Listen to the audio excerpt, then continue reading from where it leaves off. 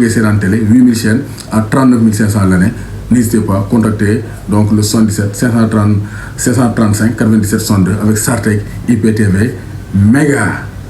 Bonsoir à toutes et à tous, bonsoir à tous les suiveurs et à tous les inconditionnels de Grégoire Omnisport doomu Gaye Ndiaye warul tiit warul ragal maa ngi di béggee di leen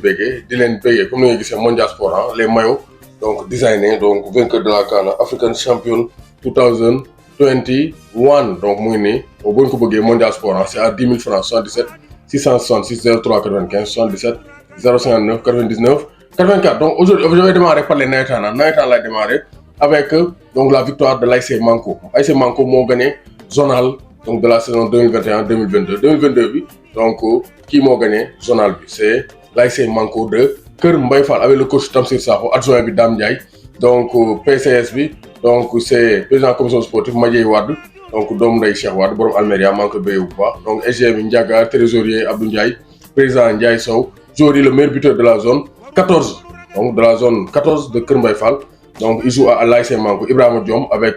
7 buts. Il joue à RSIO, Renaissance Sportive de en National 1, et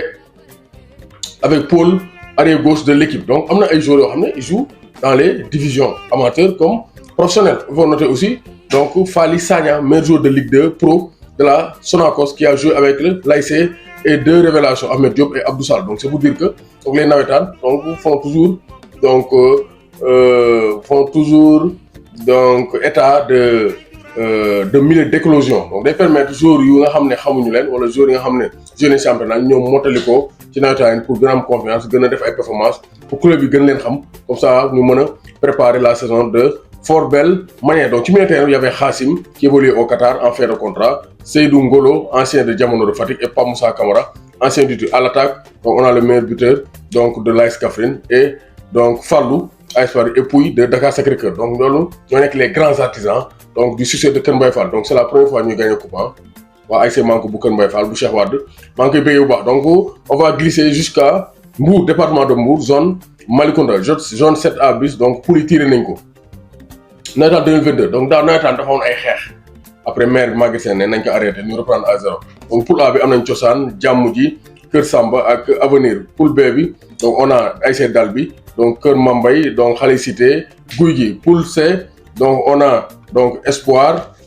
donc poule C on a Espoir donc Natangué Sali Médine ak Sas beneen bi on a donc Bokk Yaakaar donc Aynoumane Sali Douté ak Sali Aérodrome donc Espoir le club de Moussa Ndiaye qui a vu passer Moussa Ndiaye dans cette nawetaan Moussa Ndiaye qui est international local maintenant donc qui est promu en très belle avenir zone bi nag c'est la zone de donc du grand docteur donc Ousseynou Gueye président de la zone c'est à bisque de Sali au passage donc loolu passe nawetaan loolu donc on va revenir au train quotidien donc information transfert Lucerne Ibrahima Ndiaye vers un rouge en Égypte avec 3 belles saisons passées en Suisse Ibrahima Ndiaye Messi donc devrait changer d'air donc il se pourrait que mu dellu fële ci Égypte parce que Tottenham Wadi Degla entre 2016 et 2017 Zamalek ñu ngi ci dossier Ibrahima Ndiaye donc ancien international U20 et U23 amagul chance nag jouer équipe nationale A du Sénégal mais c'est un très bon donc excentré un très bon gaucher donc d'après les informations de Lucerne Zötting donc Boulaye Dia moom dem na fële ca Salernitana donc Salernitana dem première division donc italienne prépayant de 1,3 milliard donc 2 millions d'euros avec option d'achat donc qui s'élève à 8 millions d'euros donc c'est un bon transfert pour Boulaye Dia parce que Villarreal amatu fa temps de jeu bu demee dina mën a am donc temps de jeu pour mën a préparer le mondial de la plus belle des manières parce qu'on a besoin de joueurs qui jouent ñu am temps de jeu di totkaani Pàccal Lingom Rich Bëggey tëmbal ci Dakar donc Cheikh Kouyaté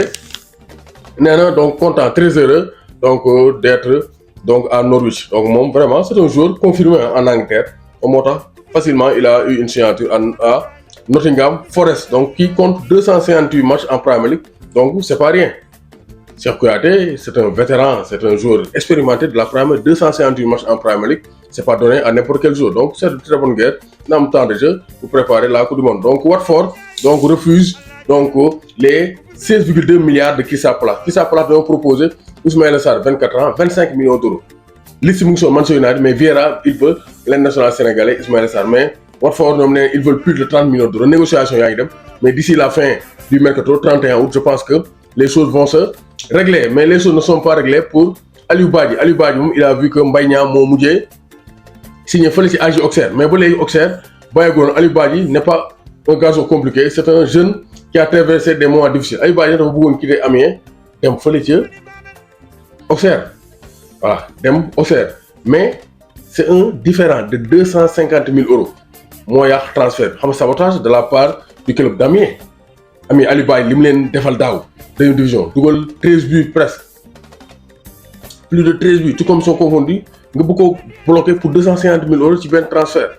Auxerre dafa proposer 4,25 millions d'euros Amiens di ko laaj 4,5 millions d'euros donc il pouvait laisser partir vraiment kii di Aliou Badji parce que Ligue 1 moo gën a baax pour Aliou Badji parce qu'il a des ambitions pour venir en équipe nationale du Sénégal c'est un très bon attaquant donc vraiment il a baissé son salaire de Al Ahly pour rejoindre Amiens en prêt avec une perte de 600 000 €.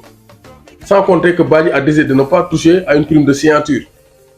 donc dafa def ay sacrifices pour mën a am temps de jeu gën a visible pour mën a am transfert def na ko waa Amiens ñëw di ko bloquer c'est pas normal vraiment Amiens fay ñu naar bi xoromam donc ça c'est très clair donc Aliou Cissé dafa war naa ubbi tanière bi wala waru ko ubbi c'est ça la grosse question actuellement donc gis nañ ne donc Salif Diallo journaliste ANPS nee na des champions d'Afrique seront à quai donc nee na donc champion d'Afrique yu bëree bëri bu ñu deful ndànk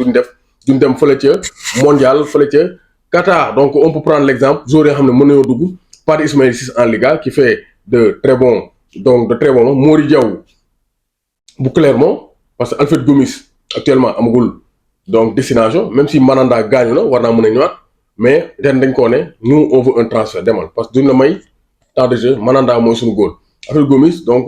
Bingourou Kamara indi nañ ko il n'a pas donné satisfaction gis nañ ne Alioune Badara Fati dernièrement avec l'équipe nationale locale ça a été laborieux donc Mori Diaw c'est un très bon gardien qui peut venir donc faire la défense Seny Dieng moom mu ngi fi Seny Dieng il est indéboulonnable donc ça c'est très clair donc Nicolas Jackson aussi Salif Diallo looloo journaliste ANPS donc nee na Nicolas Jackson il peut bel et bien intégrer l'équipe nationale du Sénégal donc am na joueurs yu bari yoo xam ne war na mën a ñëw donc intégrer l'équipe nationale donc El Hadj Malick Ndiaye journaliste Sud FM nee na l'ouverture de la tanière est nécessaire c'est nécessaire parce que nee na Moussa Niakhaté Nicolas Jackson Pathé Ismaïla Ciss je pense que ñett ñooñu milieu terrain bi défense bi attaque bi ils sont bons pour renforcer l'équipe donc pour X raisons sont des joueurs qui ne sont plus dans les plans de leur entraîneur de club donc muy Gana Gueye Nampalys Abdou Diallo donc Bamba Dieng donc c'est un peu compliqué moo tax il faut nga renforcer équipe bi avec des joueurs capables de combler Abdou Diallo gis nañ ko joué woon Paris mu ñëw Égypte match aller il s'est blessé donc boo dul jouer club y a de fortes chances nga blessé te foog nga am ay joueurs yoo xam ne capable de tenir la dragée haute donc récemment gis nañ ne donc Cheikh Kouyaté signé dans un nouveau club espérons que Gana aussi Bamba Dieng ñeen nañ am club parce que donc pour mën a am temps de jeu parce que quand même dem coupe du monde di yóbbu ay joueurs yoo xam ne mën nañoo jouer seen club yi c'est pas l'idéal mën nañ leen yóbbu nag Aliou Cissé peut choisir de les amener mais c'est pas l'idéal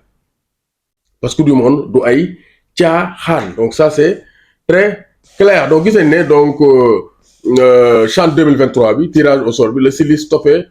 donc en amical par séquence donc gis nañ ne donc adversaire du Sénégal donc le Syli se prépare CHAN nag à chaque fois ñoom ñoo ñuy sonal